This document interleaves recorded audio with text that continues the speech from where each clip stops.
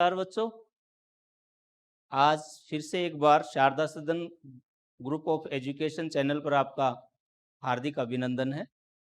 आज हम टॉपिक पढ़ने जा रहे हैं, उसका नाम है भाषा, लिपि व व्याकरण।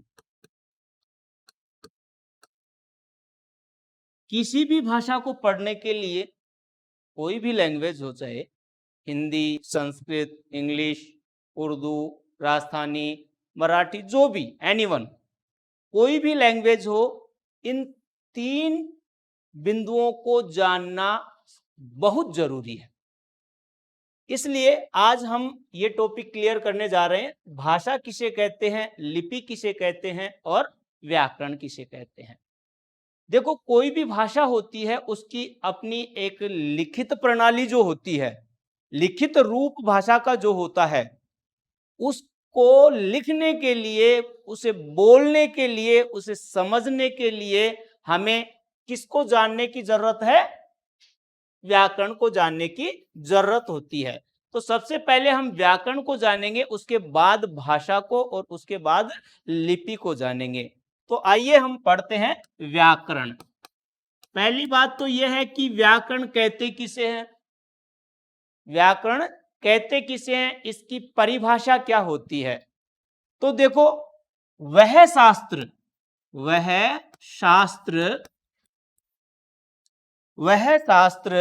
जिसके द्वारा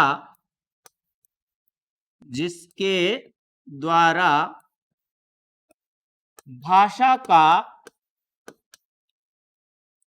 शुद्ध रूप सीखा जाता है,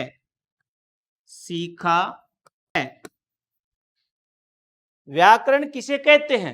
व्याकरण कहते हैं वह शास्त्र जिसके द्वारा भाषा का शुद्ध रूप सीखा जाता है। अब बात करते हैं भाषा का शुद्ध रूप क्या है, जिसको हम शुद्ध उच्चारण कर सकें, उसका हम शुद्ध क्या कर सकें? पढ़ सकें और शुद्ध लिख सकें। उस शुद्ध रूप को हम जिस शास्त्र के द्वारा सीखते हैं, उसे हम क्या कहेंगे? व्याकरण कहेंगे। व्याकरण किसे कहते हैं? भाषा के शुद्ध रूप को जिस शास्त्र के द्वारा सीखा जाता है, उसे हम व्याकरण कहते हैं। जैसे शुद्ध बोलना, शुद्ध लिखना और शुद्ध पढ़ना। अब शुद्ध कैसे हो, वो हम व्याकरण से सीखते हैं। भाषा का जो शुद्ध रूप जो होगा, वो किससे सीखेंगे? व्याकरण से। अब व्याकरण की हम बात करते हैं तो इसके 3 सोपान होते हैं। व्याकरण के सोपान कितने होते हैं? 3 सोपान होते हैं, स्टेप्स होते हैं, 3 सीढ़ियां होती हैं। वो 3 सीढ़ियां होती कौन कौन सी हैं? सबसे पहले जो सीढ़ी आती है वो है वर्ण। कौन सी सीढ़ी आती है? वर्ण। यानी सबसे पहले क्लास में जब बच्चा बैठता है तो सबसे पहले किसी भी भाषा का वह वर्ण सीखता है। जैसे आप लोग भी पहली क्लास में जब आए थे, फर्स्ट क्लास में जब आए थे, तो सर ने या मैडम ने आपको सबसे पहले वर्णमाला पढ़ाई थी। कै कबूतर, ख खरगोश, ग गमला, ग घड़ी, ङ खाली, इस प्रकार से आपको समझाया होगा। तो सबसे पहले आपने क्या सीखा था? वर्णमाला सीखी थी। उदाहरण के लिए यदि हम देखें तो एक ऊंचा सा घर है, उसमें चढ़ने के लिए क्या होती हैं? सीढ़ियां होती हैं। तो सबसे पहले आप पहली सीढ़ी पे पैर रखते हैं या 8वीं सीढ़ी पे पैर रखेंगे? कौन सी सीढ़ी पे रखेंगे? पहली सीढ़ी पे आप पैर रखेंगे, क्योंकि स्टेप बाय स्टेप चढ़ने से आपको आसानी रहती है, सुविधा रहती है। और यदि आप सीधी 8वीं सीढ़ी पे पैर रखने का प्रयास करेंगे तो अपना ही नुकसान करेंगे। या तो आप गिर जाएंगे, टांग टूट जाएगी, हाथ टूट जाएगा, हो सकता है कि ज्यादा जोर लगा दिया तो प्राण पखेरु भी जा सकते हैं। ऐसा नहीं करना है। हमें भाषा सीखनी है, तो भाषा सीखने के लिए सबसे पहले हमें क्या करना है? प्रथम स्टेप को पार करना है। तो सबसे पहले जो प्रथम स्टेप जो आता है भाषा सीखने का, वो कौन सा आता है? वर्ण आता है। ठीक है। वर्ण का जब सामान्य ज्ञान या वर्ण के बारे में जानकारी हम प्राप्त कर लेते हैं कि कौन कौन से वर्ण होते हैं, हिंदी में कितने वर्ण होते हैं, कौन कौन से वर्ण होते हैं, उनका क्लासिफिकेशन क्या होता है, उनका वर्गीकरण क्या होता है, कौन कौन से वर्गीकरणों में इसको बांटा जा सकता है, ये सब हम जब जान लेंगे, वर्णमाला किसे कहते हैं, इन सबको जान लेंगे तो हमारा कौन सा परिचय प्राप्त हो जाएगा, प्रथम सीढ़ी का, यानी वर्ण हम जान जाएंगे। दूसरी जो स्टेप आती है वो स्टेप है शब्द। कौन सी है, शब्द। पहली स्टेप वर्ण और दूसरी स्टेप क्या है, शब्द, यानी दूसरा सोपान है शब्द। किसी भी भाषा को सीखने के लिए सबसे पहले वर्ण सीखेंगे, उसके बाद में क्या सीखेंगे, शब्द सीखेंगे। शब्द कहते किसे हैं, वर्णों के सार्थक समूह को क्या कहते हैं, शब्द कहते हैं। वर्णों के सार्थक, यहां पर मैंने शब्द जोड़ा है सार्थक। क्या शब्द जोड़ा है, सार्थक। स प्लस अर्थक, स मतलब सहित, अर्थ के साथ, यानी वर्णों का जो समूह हम बना रहे हैं उसका कोई एक निश्चित अर्थ निकलना चाहिए, तब वो क्या कहलाता है, शब्द कहलाता है। आप लोग जब वर्ण सीख लेते हैं तो सर या मैडम आपको शब्द जोड़ना सिखाती है, एक एक पहले बिना मात्रा के शब्द सिखाती है, जैसे कै सीख लिया आपने, मैं सीख लिया, ले सीख लिया, और फिर शब्द बनाना सिखाती है, बेटे कै लिख, फिर मैं लिख, फिर ले लिख, और इस पे एक सिरोरेखा खींच दो। तो सिरोरेखा खींच देने से वो एक शब्द बन गया, क्योंकि कमल का एक अर्थ निश्चित है।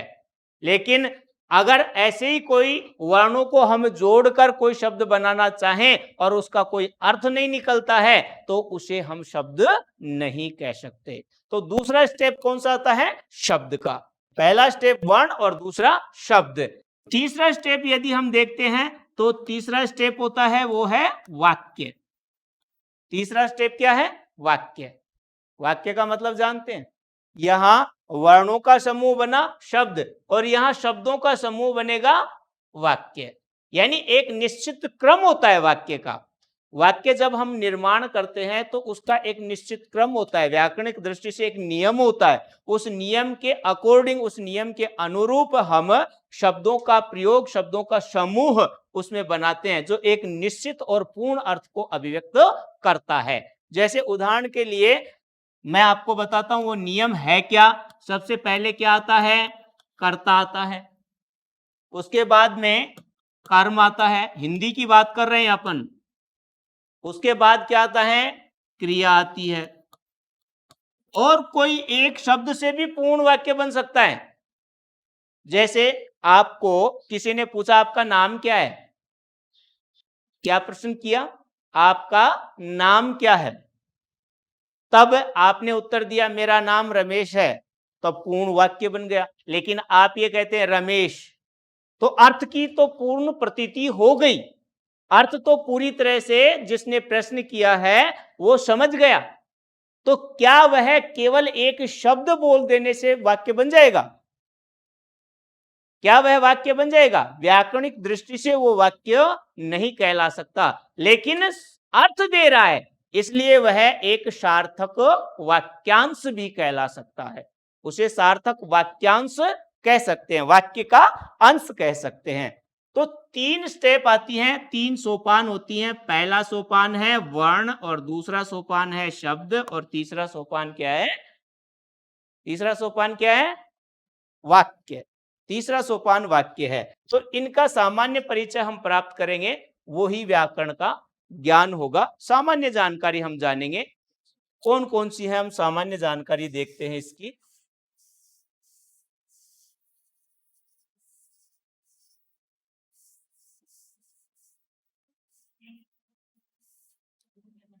हाँ, सामान्य जानकारी में सबसे पहले लेते हैं हम वर्ण। क्या लेते हैं, वर्ण। वर्ण किसे कहते हैं, वर्ण की परिभाषा क्या है, वर्णों को हम कितने प्रकार में डिवाइड कर सकते हैं, बांट सकते हैं, इन सब की जानकारी हम सामान्य रूप से हम प्राप्त करेंगे। पहली बात तो ये जान लेना जरूरी है कि ये भाषा की सबसे छोटी इकाई है, भाषा की सबसे छोटी इकाई क्या है, ये भाषा की सबसे छोटी इकाई है। कोई भी भाषा हो, चाहे हिंदी हो, चाहे इंग्लिश हो, चाहे आपकी संस्कृत हो, कोई भी भाषा, एनीवन, कोई भी भाषा हो उसकी सबसे छोटी इकाई क्या होती है? वर्ण होती है। कौन सी होती है? वर्ण।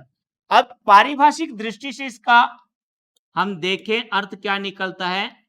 परिभाषा इसकी क्या बनती है? मुख से निकलने वाली अखंडित ध्वनि को वर्ण कहते हैं। वर्ण किसे कहते हैं? मुख से निकलने वाली अखंडित ध्वनि को किसको कहते हैं? अखंडित। अखंडित का मतलब जानते हो? जिसका खंडन नहीं किया जा सके, बड़ी आसानी से वह वर्ण उच्चारित हो जाता है। देखो हम प्राणवायु लेते हैं। प्राणवायु कौन सी है? बताओ, प्राणवायु कौन सी वायु कहलाती है? ऑक्सीजन। और छोड़ते कौन सी है? Carbon dioxide. जब हम उच्चारण करते हैं तो श्वास तो हमारा लिया हुआ होता है, ऑक्सीजन ली हुई होती है, वो सारी अंदर चली जाती है। अंदर जाने के बाद में जब हम कोई विचार अपने अभिव्यक्त करते हैं मस्तिष्क से सीधे हृदय में, और हृदय जब मस्तिष्क जब आदेश देता है कि तेरे को ये बोलना है, तो प्राणवायु यहाँ इकट्ठी होती है। वो प्राणवायु उच्चारण अवयवों से टकराती हुई, घर्षण करती हुई बाहर निकलती है और उससे ध्वनि पैदा होती है। वो ध्वनि वर्ण के रूप में परिवर्तित होती है। और जो अखंडित होती है, अखंडित, जैसे मैंने बोला है, इसके टुकड़े कर दो, देखें कर सकते हो क्या? मैंने बोल दिया ऊ, टुकड़े हो सकते हैं? नहीं हो सकते। तो वो क्या कहलाएंगे? वर्ण कहलाते हैं। एक शब्द और इसके साथ में आप समानार्थी के रूप में प्रयोग करते हैं, जिसे हम पर्यायवाची नहीं कह सकते। जिसे क्या नहीं कहा जा सकता? पर्यायवाची नहीं कहा जा सकता। वो क्या है? अक्षर। इसके लिए एक शब्द का और प्रयोग किया जाता है, अक्षर। संस्कृत में कहा जाता है न क्षरणम इति अक्षर है। जिसका क्षरण नहीं होता उसे क्या कहते हैं? अक्षर कहते हैं। अब इन दोनों में क्या अंतर है? आप बता सकते हैं? अक्षर और वर्ण में अंतर है। इन दोनों में सूक्ष्म अंतर है। वर्ण कहते हैं मुख से निकलने वाली अखंडित ध्वनि को। वर्ण किसे कहते हैं? मुख से निकलने वाली अखंडित ध्वनि को हम वर्ण कहते हैं। लेकिन अक्षर किसे कहेंगे? स्वर अथवा स्वरांत व्यंजन को। स्वर अथवा स्वरांत व्यंजन को हम क्या कहते हैं? अक्षर कहते हैं। इस बात का ध्यान रखना, बहुत बार ये बड़ी बड़ी कंपटीशन में पूछा जा चुका है, अक्षर किसे कहते हैं? अक्षर से क्या अभिप्राय है? वर्ण और अक्षर में क्या अंतर है? बहुत बार पूछा जा चुका है। तो आपको जान लेना बहुत जरूरी है, अक्षर और वर्ण में अंतर क्या होता है। वर्ण मुख से निकलने वाली अखंडित ध्वनि को कहते हैं, और अक्षर स्वर अथवा स्वरांत व्यंजन को हम क्या कहेंगे? अक्षर कहेंगे। तो आपको परिभाषा क्लियर हो गई? परिभाषा क्या है इसकी? मुख से निकलने वाली अखंडित ध्वनि को वर्ण कहते हैं। अब हम किस भाषा की जानकारी प्राप्त कर रहे हैं? हिंदी भाषा की। किस भाषा की? हिंदी भाषा की हम जानकारी प्राप्त कर रहे हैं। तो हिंदी भाषा में कितने वर्ण होते हैं, वो बात हम चर्चा करेंगे। हिंदी भाषा में कुल वर्ण होते हैं 44। कितने वर्ण होते हैं? 44 वर्ण होते हैं। इनका यदि हम क्लासिफिकेशन करते हैं, यानी पृथक करते हैं इनको, तो 2 भागों में इसको बांटा जा सकता है। कितने भागों में? 2 भागों में बांटा जा सकता है। पहला है स्वर और दूसरा है व्यंजन। दूसरा क्या है? व्यंजन है। पहला है स्वर और दूसरा व्यंजन। अब बात करते हैं स्वर किसे कहते हैं और व्यंजन किसे कहते हैं। स्वर कितने होते हैं और व्यंजन कितने होते हैं? देखो, स्वरों की संख्या तो होती है 11 और व्यंजनों की संख्या होती है 33। 11 स्वर होते हैं और 33 व्यंजन होते हैं। अब बात करते हैं कि 11 स्वर कौन से होते हैं और 33 व्यंजन कौन से होते हैं, और स्वर किसे कहते हैं और व्यंजन किसे कहते हैं।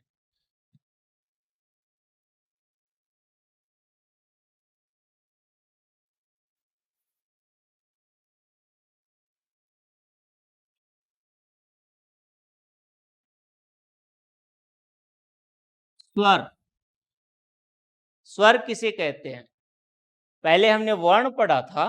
वर्ण तो मुख से निकलने वाली अखंडित ध्वनि थी, लेकिन स्वर मुख से निकलने वाली अबाधित ध्वनि को, स्वर किसे कहते हैं? मुख से निकलने वाली अबाधित ध्वनि को स्वर कहते हैं। यानी किसी भी प्रकार की कोई बाधा उसमें उत्पन्न नहीं होती है, उसे हम क्या कहेंगे? स्वर कहेंगे। मुख से निकलने वाली अबाधित ध्वनि क्या कहलाती है? स्वर कहलाती है। ठीक है, ये स्वर जो होते हैं वो क्या होते हैं? स्वतंत्र होते हैं, अपने आप में स्वतंत्र होते हैं, किसी भी प्रकार से आश्रित नहीं होते हैं, किसी भी वर्ण पर ये आश्रित नहीं होते हैं। ये अपने आप में क्या होते हैं? स्वतंत्र होते हैं। और जो इनका उच्चारण होता है ना, वो बाधा रहित होता है, अर्थात किसी भी प्रकार का जोर नहीं लगाना पड़ता, किसी भी प्रकार का इसमें समस्या नहीं होती है, उच्चारण में कोई बाधा नहीं होती है। स्वर संख्या, कुल स्वर जो हैं वो स्वर कितने हैं? 11 हैं। स्वर 11 होते हैं। कौन कौन से? ए, आ, ई, उ, री, ए, आई, ओ और औ। ये क्रम फिक्स है, ये ध्यान रखना। कई बार क्या होता है, गड़बड़ क्या होती है, हमने पहली, दूसरी, तीसरी, पांचवी तक तो ये याद रहते हैं, फिर सफा चट कुछ नहीं याद है, कौन सा पहले आएगा कौन सा बाद में आएगा। क्रम फिक्स है इसका। ये आपको शब्दकोश, आपने देखा होगा, डिक्शनरी देखी है ना, डिक्शनरी में इंग्लिश की डिक्शनरी बहुत आसान है, आप खोज सकते हैं। कोई भी शब्द है, आप उसका अल्फाबेट देख लेते हैं कि किस पे आ रहा है, ए पे है, बी पे है, सी पे है, डी पे है, जिस पे है उस पेज पे आप पहुंच जाते हैं, आप ढूंढ लोगे। लेकिन हिंदी में शब्दकोश जो होता है उसको ढूंढना बड़ा टेढ़ी खीर है। आप शब्द तो आपके पास है, लेकिन उसको, जैसे मान लीजिए उसमें 1200 पेज हैं, तो एक एक पेज को थोड़ी चेक करोगे आप। ऐसे चेक करने पर तो वो सारा दिन तो उसको चेक करने में लग जाएगा, फिर अर्थ कहां से ढूंढोगे। तो इसका एक निश्चित क्रम होता है, उस क्रम में ही हम शब्दकोश ढूंढ सकते हैं, और वो क्रम इन पर निर्भर करता है। सबसे पहले अ आता है, फिर आ आता है, फिर ई, उ, री, ए, आई, ओ, औ। ये 11 स्वर होते हैं। अब देखो, ये तो ग्रुप है, ये ग्रुप है ना, ग्रुप। अब इसमें अ है, ये आ है, ये ह्रस्व कहलाता है, ये दीर्घ कहलाता है, ये ह्रस्व कहलाता है, ये दीर्घ कहलाता है, ये ह्रस्व और ये दीर्घ। इसका भी दीर्घ होता है, लेकिन वो संस्कृत में होता है, हिंदी में दोनों स्थानों पर एक ही री का प्रयोग होता है। और सबसे बड़ी बात बता दूं, आज भी विद्वानों के बीच में इस री पर बड़ा मतभेद है। कुछ विद्वान इसे स्पष्ट करते हैं कि ये व्यंजन है, इस स्थान पर हम व्यंजन का प्रयोग कर सकते हैं, क्योंकि इसका उच्चारण क्या होता है? री होता है। री उच्चारण होने के कारण से बोले इसकी जरूरत क्या है, यही कर लो। जैसे हम लिखते हैं ऋतु, क्या लिखा हमने? ऋतु। जब ऋतु शब्द लिखा तो इसमें ये री लगाया, लेकिन ऋतु को आप इस प्रकार से भी तो लिख सकते हो, ऐसे भी तो लिख सकते हो, लेकिन नहीं, ये तो हमने लिख दिया।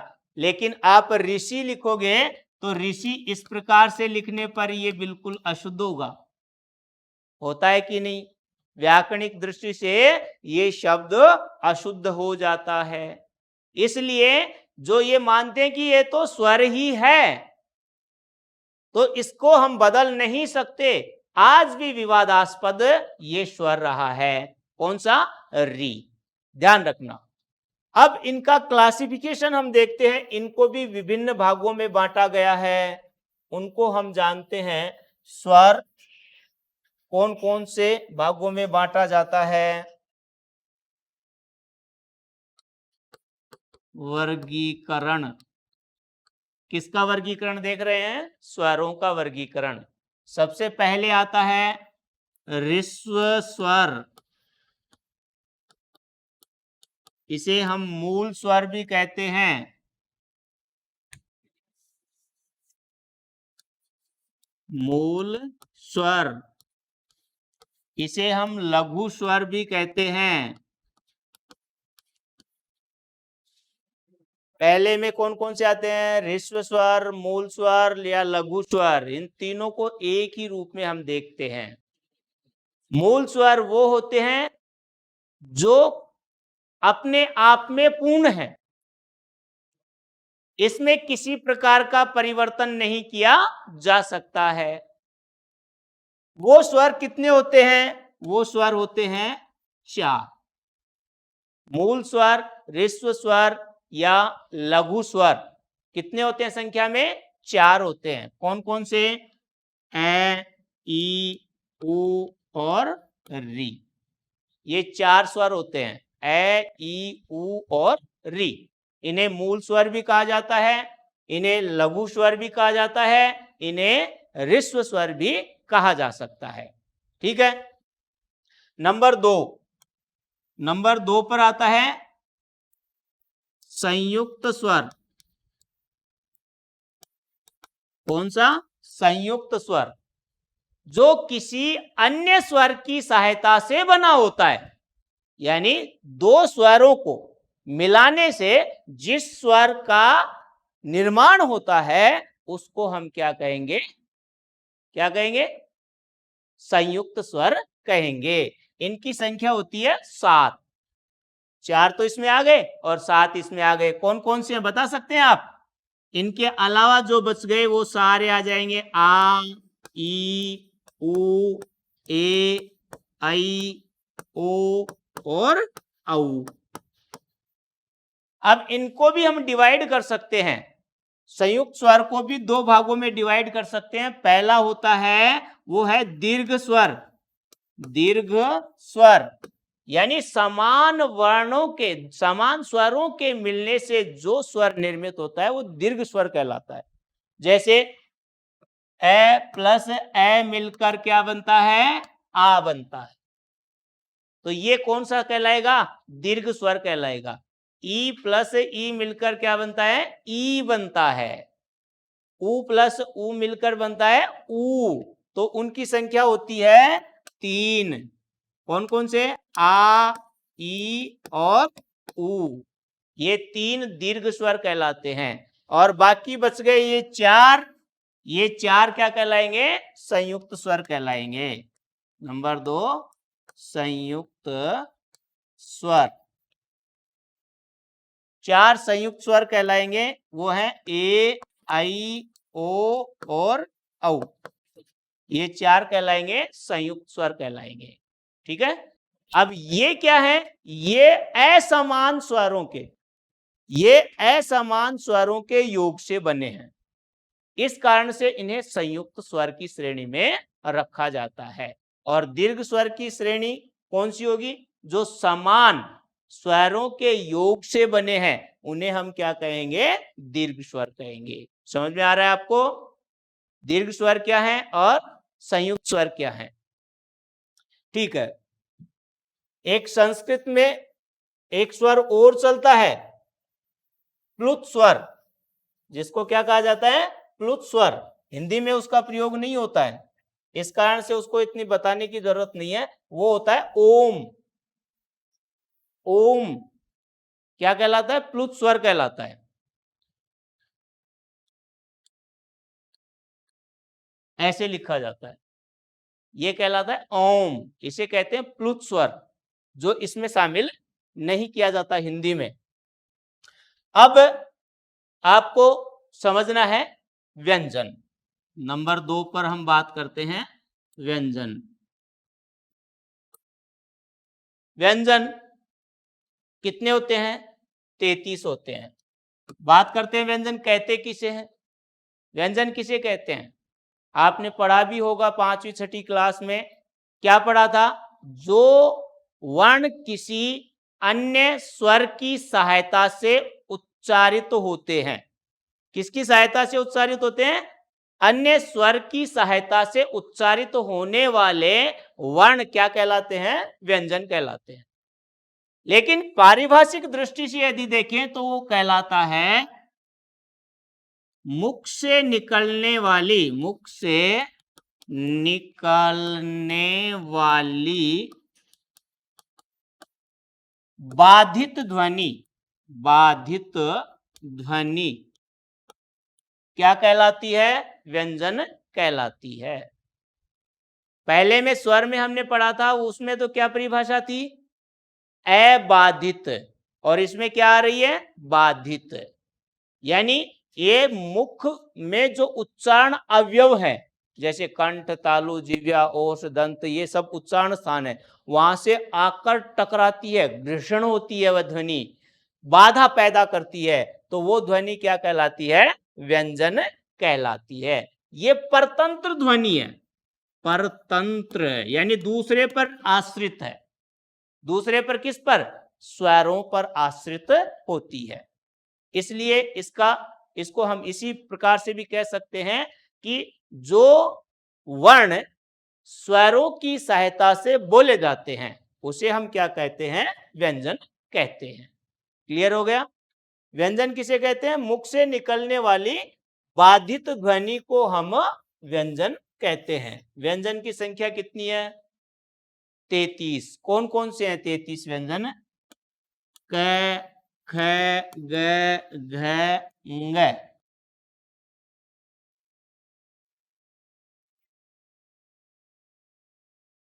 च, छ, ज, झ, ञ। ट, ठ, ड, ढ, ण। त, थ, द, ध, न। प, फ, ब, भ, म। ये तो 5 तो है वर्ग। इनको क्या कहा जाता है? वर्ग कहा जाता है। प्रथम अक्षर के साथ में जोड़कर इसको इस प्रकार से बोला जा सकता है क वर्ग, च वर्ग, ट वर्ग, त वर्ग और प वर्ग। इसके अलावा 8 वर्ण और होते हैं। वो 8 वर्ण कौन कौन से होते हैं? आपका आता है य, र, ल, व। श, फ, स, है। अंतिम वर्ण कई बार पूछ लिया जाता है वर्णमाला का अंतिम वर्ण कौन सा होता है, तो वो कौन सा होता है होता है। कई बच्चे पूछोगे तो आप बताएंगे सर ग होता है, तो ग नहीं होता है। अब क्यों नहीं होता है उसका कारण आपको मैं बताऊंगा, क्लियर करूंगा। देखो कितने वर्ण हो गए? 25 तो ये हो गए और 8 ये हो गए। 25 और 8 कितने हो गए? 33 हो गए ना। तो 33 व्यंजन होते हैं। इनके अतिरिक्त जो व्यंजन है वो व्यंजन कौन से होते हैं, आपको उन व्यंजनों के बारे में बताता हूं।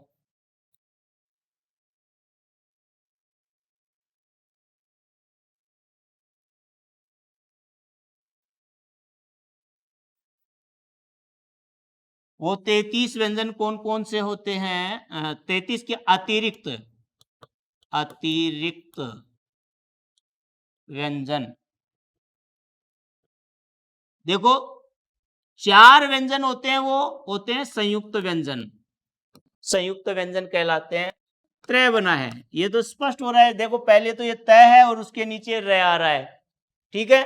ग जो है, ग किससे मिलकर बना है? ज प्लस य से मिलकर ग बना है। इसका उच्चारण हम गलत करते हैं, ग उच्चारण करते हैं जो गलत है। इसका ज होगा।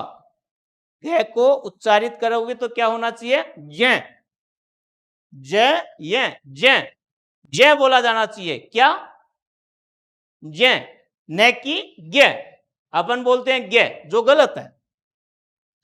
आगे श, श का जो योग होता है श प्लस रे मिलकर बनता है श। अब यहां पर देखिए, ये देखो घुमाव आ रहा है ना, ये घुमाव लिया गया है यहां से, देखो ये घुमाव है, ये श है और नीचे रे लगा हुआ है, श। इस प्रकार से श का निर्माण होता है। तो अतिरिक्त व्यंजनों में पहला व्यंजन आ गया आपका कौन सा, कौन सा, संयुक्त व्यंजन। संयुक्त व्यंजनों की संख्या कितनी है, 4 है। ठीक है, ये आपको कॉम्पिटिटिव एग्जाम में भी बहुत पूछे जाते हैं, ये भी ध्यान रखना, कंपटीशन में आपको बहुत सहायता करेंगे। बात करते हैं नंबर 2 पर अतिरिक्त व्यंजनों में, वो है उत्क्षिप्त व्यंजन। उत्क्षिप्त व्यंजन, उत्क्षिप्त व्यंजन किसे कहते हैं, उत्क्षिप्त यानी जिह्वा को फेंका जाता है। इसमें उच्चारण में जिह्वा ऊपर उठती है और ऊपर उठने के बाद में जबरदस्त उस पर प्रेशर पड़ता है, उसको बाहर की ओर फेंका जाता है, तब इसकी ध्वनि पैदा होती है, वो कहलाते हैं उत्क्षिप्त व्यंजन। इसमें संख्या होती है 2। ये 2 कौन से हैं, एक तो है ड़ और एक है भ। ये पहले आ चुके हैं आपके, लेकिन इसमें क्या है, ये नुक्ता लगा हुआ है ना, ये नुक्ता, इसे बोलते हैं नुक्ता।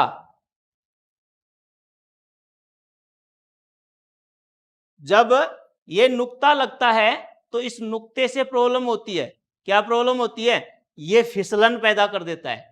ये अरबी फारसी से लिया गया है, अरबी फारसी भाषा से इस नुक्ते को शामिल किया गया है। ये 2 वर्ण है, देखो आपके सामने आया था, इस प्रकार से आया था और एक इस प्रकार से आया था, आए थे कि नहीं। अब इन दोनों के उच्चारण में अंतर क्या है,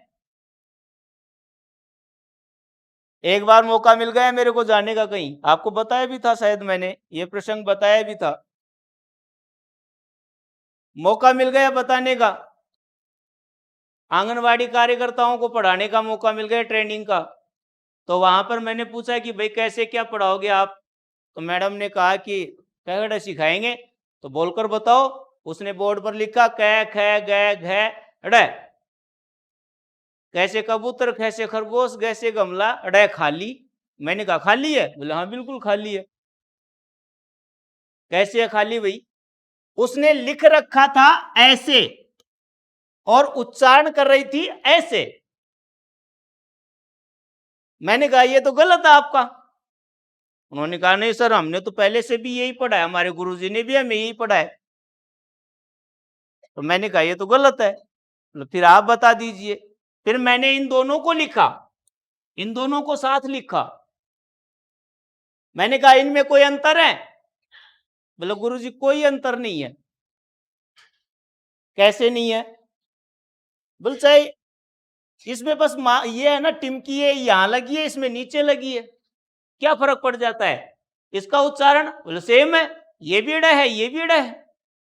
मैंने कहा ये तो गड़बड़ है। फिर मुझे भी मजाक सूझ गई, मैंने कहा कि मैडम बुरा ना मानो तो आपको एक बात कहूं। बोलो। मैंने कहा कि आप बिंदिया कहाँ लगाती हैं, तो उन्होंने बताया कि मस्तक पर, यहां बीचों बीच लगाती हूं। मैंने कहा उठा लो यहां से, यहां लगा लो। मैडम गुस्से में आ गई। मैंने कहा पहले ही कहा था मैंने आपको, गुस्सा नहीं करना है।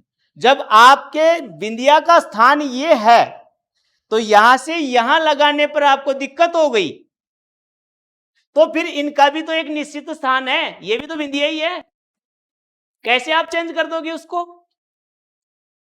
तब उन्होंने कहा कि तो सर फिर इसमें अंतर क्या होता है। फिर मैंने उनको अंतर क्लियर किया कि ये ध्वनि है नासिक ध्वनि, जिसकी ध्वनि कहां से निकलती है, नासिका से निकलती है। पहला बेचारा यहाँ कहीं होया करता टावर कमजोर माया का, 10-10 15-15 टावर होया करता, ज्ञान गिनती वहां की होया कौन करती। सर्दियों के माहौल में पढ़ने जाते विद्यालय तो पढ़ नहीं पाते थे, नाक भरे रहते थे। गुरुजी बोलते हैं बच्चे बोल नहीं सकते क्योंकि नाक से ध्वनि निकले, नाक खाली हो तब निकले ना, तो ऊपर नीचे होने लग जाता उनको, डर के मारे गुरुजी पीटेंगे, इसलिए वो मुंह से बोलने लगे, क्योंकि मुख सुख, आदमी आराम पसंद है। बच्चे ने भी मुख को सुख देने के लिए नाक से न बोलने की बजाय मुख से बोलना शुरू कर दिया, और मुख से तो ध्वनि भाई बिगड़ी हुई निकलेगी, उसकी ध्वनि ड़ निकलने लग गई। लेकिन इन दोनों में अंतर है, ये है उत्क्षिप्त व्यंजन, ये ऊपर की तरफ जिह्वा उठेगी, उठने के बाद बाहर की ओर फेंकी जाएगी, ड़ जिह्वा उठती है और बाहर की ओर फेंकी जाती है, ड़। जैसे एक शब्द लिखता हूं, लड़ाई, इसे लड़ाई क्यों बोलते हो? इसको मैं हटा दूं, ये लो, हटता नहीं है, पूरा ही गया।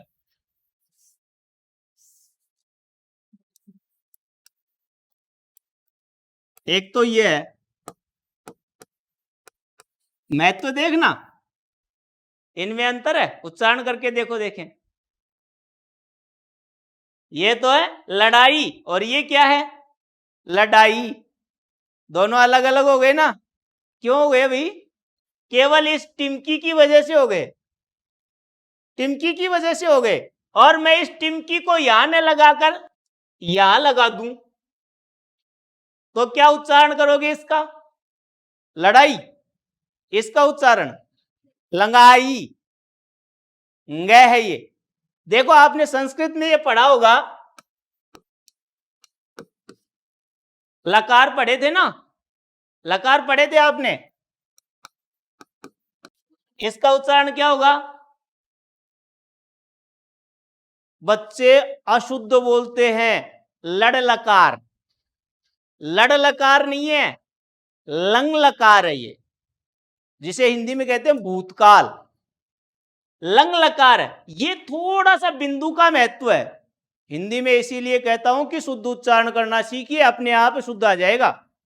शुद्ध बोलोगे तो शुद्ध लिखोगे, हिंदी की सबसे बड़ी विशेषता है कि शुद्ध बोलोगे तो शुद्ध लिखोगे और अशुद्ध बोलोगे तो अशुद्ध ही लिखोगे। कल्पना नहीं कर सकते फिर आप क्या लिख सकते हैं। अशुद्ध लिखने का मतलब अर्थ का अनर्थ हो जाता है। उदाहरण के लिए रोको मत जाने दो, एक छोटा सा अल्प विराम का प्रयोग गड़बड़ कर देता है। रोको मत जाने दो और एक रोको मत जाने दो, एक अल्प विराम का ही तो प्रयोग किया था। हिंदी में हर चीज का महत्व होता है, हर पॉइंट का महत्व होता है। तो ये दोनों है, भिन्न है, ये तो है नासिक्य और ये ध्वनि है उत्क्षिप्त ध्वनि। उत्क्षिप्त ध्वनि कितनी होती है? दो होती है। कौन कौन सी? ड़ और ढ। तीसरा अतिरिक्त में है और वो है तीसरा अयोगवाह। कौन सा है? अयोगवाह व्यंजन, न योगम इति अयोगवाह, जिसका अन्य वर्ण के साथ, व्यंजन के साथ योग नहीं होता है, उसे कहते हैं अयोगवाह।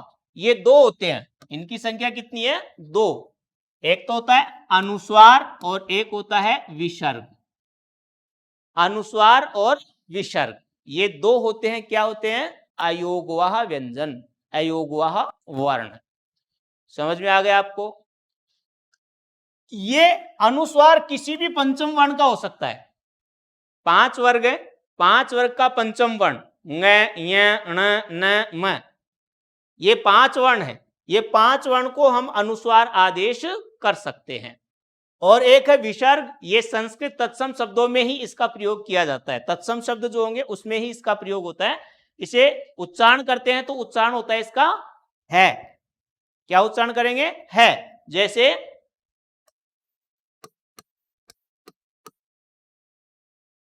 इसका उच्चारण करोगे तब क्या होगा? अंत है। तो विसर्ग का उच्चारण क्या होता है होता है। ठीक है, क्लियर हो गया? ये थे आपके वर्ण। अब इनका और भी वर्गीकरण बहुत है, लेकिन हमें सामान्य जानकारी ही इनकी प्राप्त करनी है। बहुत सा वर्गीकरण है इसका, इसके जिह्वा के आधार पर, उच्चारण स्थान के आधार पर, मुख विवर खुलने के आधार पर, अर्ध खुला है, पूर्ण खुला है, इस प्रकार से कई भेद होते हैं, उनको हमें जानने की जरूरत नहीं है। तो ये थे आपके वर्ण। शब्द किसे कहते हैं? अब बात करते हैं शब्द की।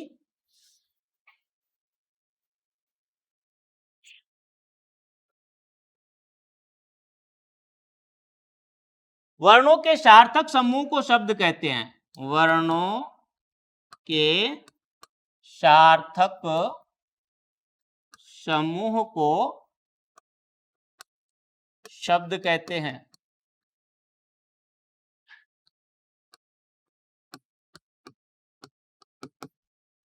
वर्णों के सार्थक समूह को शब्द कहते हैं। शब्द किसे कहोगे? वर्णों के सार्थक समूह को शब्द कहा जाएगा। अब सार्थक का क्या अर्थ होता है? अर्थ के साथ, अर्थ सहित। अब कोई भी वर्णों का समूह बनाते हैं तो उसका अर्थ निकलना चाहिए, तो ही वो शब्द कहला सकता है, नहीं तो वो शब्द नहीं कहला सकता। एक आता है पद, एक तो है शब्द और दूसरा है पद। पद किसे कहेंगे? जब कोई शब्द वाक्य में प्रयुक्त होकर वाक्य का अंग बन जाता है। कोई शब्द वाक्य का अंग बन जाता है, वह शब्द ने कहलाकर क्या कहलाएगा? पद कहलाएगा। जैसे शब्द है कमल। कमल एक शब्द है, लेकिन इसका प्रयोग मैं करता हूं कमल जा रहा है। कमल जा रहा है, तो ये पूर्ण वाक्य हो गया। इस वाक्य में कमल एक क्या है? कर्ता है, एक वचन है, एक वचन है, पुल्लिंग है। अब ये इसके अंग हो गए ना, ये इसका अंग बन गया, तो इसे हम क्या कहेंगे? पद कहेंगे, न कि शब्द। ये शब्द नहीं रहता, ये क्या बन जाता है? पद बन जाता है। समझ में आ गया? इसका वर्गीकरण देखते हैं।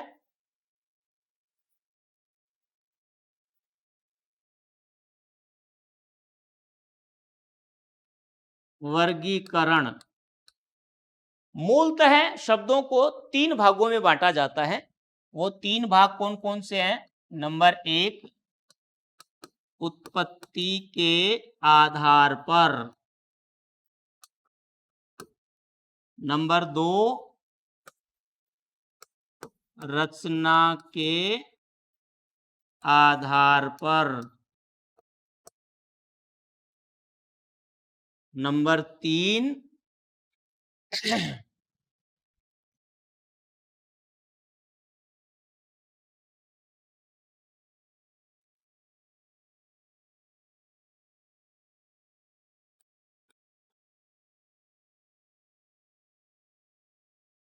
तीसरा है आपका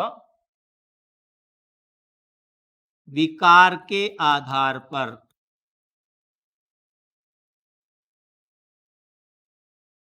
उत्पत्ति के आधार पर 4 प्रकार होते हैं, रचना के आधार पर 3 प्रकार होते हैं और विकार के आधार पर 2 प्रकार होते हैं। उत्पत्ति के आधार पर 4 प्रकार होते हैं। नंबर 1, तत्सम। नंबर 2, तद्भव। नंबर 3, देशज। और नंबर 4, विदेशी। कुछ विद्वानों ने एक भेद और स्वीकार कर लिया इसका, और वो है शंकर। 5 कर दिए इसके भेद। वैसे तो 4 ही हैं, लेकिन वर्तमान में ये शंकर और स्वीकार किया जाने लगा है। तत्सम, तत्सम किसे कहते हैं? जो संस्कृत के हूबहू शब्द हिंदी में प्रयोग होते हैं। संस्कृत के हूबहू शब्द हिंदी में प्रयोग होते हैं, उसे तत्सम शब्द कहते हैं। और संस्कृत के बिगड़े हुए शब्द, क्योंकि व्यक्ति को मुख सुख चाहिए, मुख सुख के कारण इस तत्सम शब्दों के रूप में परिवर्तन कर देते हैं, वो शब्द कहलाएंगे, वो तद्भव शब्द कहलाएंगे। हमारे देश की भाषा जो है, अनेक भाषाएं हमारे देश में बोली जाती हैं, बोलियां बोली जाती हैं, उनके प्रचलित शब्द जब हिंदी में प्रयोग हो जाते हैं वो कहलाते हैं देशज। और विदेशी भाषाओं से आए हुए शब्द कहलाते हैं विदेशी। और शंकर किसी 2 भाषाओं के मेल से जो शब्द बनता है उसे कहते हैं शंकर शब्द। रचना के आधार पर 3 प्रकार होते हैं। नंबर 1, सबसे पहला है सरल।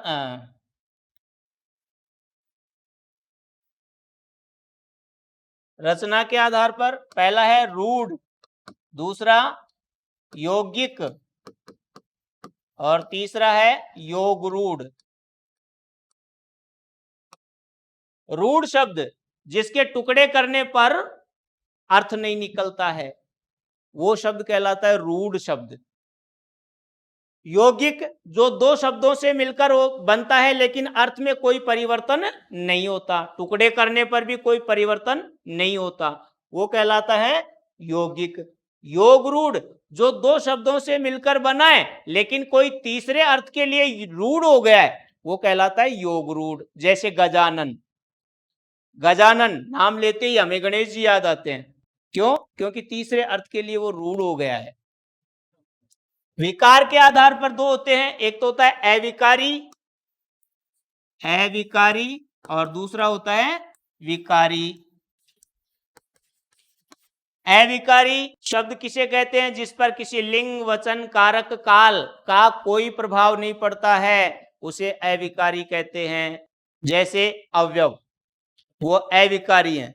और विकारी जिस पर किसी लिंग, वचन, कारक, काल का प्रभाव पड़ता है, वो कहलाते हैं अविकारी शब्द, सॉरी विकारी शब्द कहलाते हैं। समझ में आ गया आपको? ये है विकारी और अविकारी शब्द। तो ये वर्गीकरण था शब्दों का। किसका वर्गीकरण था? शब्दों का वर्गीकरण था। व्याकरण का सामान्य परिचय आपको मिला है, इसमें एक वाक्य का और बताना है जो आपको कल की क्लास में समझाएंगे, उसके बाद हम भाषा को लेकर चलेंगे। ठीक है, आज के लिए इतना ही, धन्यवाद।